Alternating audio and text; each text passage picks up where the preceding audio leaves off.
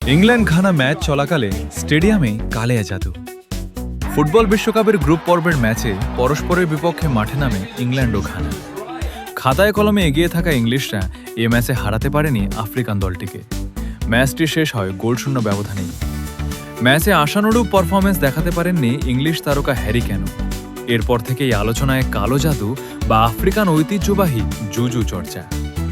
সম্প্রতি সামাজিক যোগাযোগ মাধ্যমে ছড়িয়ে পড়া বিভিন্ন ভিডিও ও রিলসে দেখা যায় গ্যালারিতে ঘানার সমর্থকরা ম্যাচ চলাকালে সাদা পাউডার ছিটিয়ে নিজেদের দলকে জেতাতে প্রার্থনা করছেন।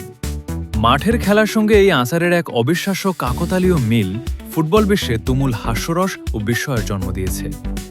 ম্যাচটি মাঠে গড়ানোর আগেই ব্রিটিশ গণমাধ্যম ডেইলি স্টারের কাছে এক অদ্ভুত দাবি করেছিলেন ঘানার তান্ত্রিক ওঝা নানা কিয়াঙ্কু বনসাম। তিনি বলেছিলেন, ইংল্যান্ডের অধিনায়ক ও স্ট্রাইকার হ্যারি কেনের ওপর তিনি এমন এক কালো জাদুর অভিশাপ দিয়েছেন যার কারণে কেন এই ম্যাচে কোনোভাবেই গোল করতে পারবেন না। ম্যাচ শুরু হওয়ার পর দেখা যায় থ্রি লায়ন্সদের একের পর এক আক্রমণ ঘানার জমাট রক্ষণে এসে খেই হারিয়ে ফেলছে। আক্রমণের পর আক্রমণ করেও গোলমুখ খুলতে পারছিল না ইংলিশরা। ম্যাচের শেষভাগে নিকো ওরেলির একটি নিশ্চিত গোল করা শট সাইডবারে লেগে প্রতিহত হয়।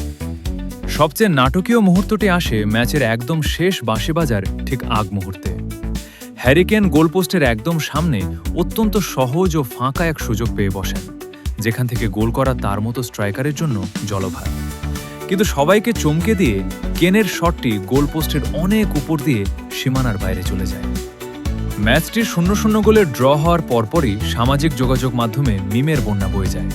সমর্থকরা রসিকতা করে বলতে থাকেন, ঘানার ওঝার কালো জাদু তাহলে সত্যিই কাজ করেছে।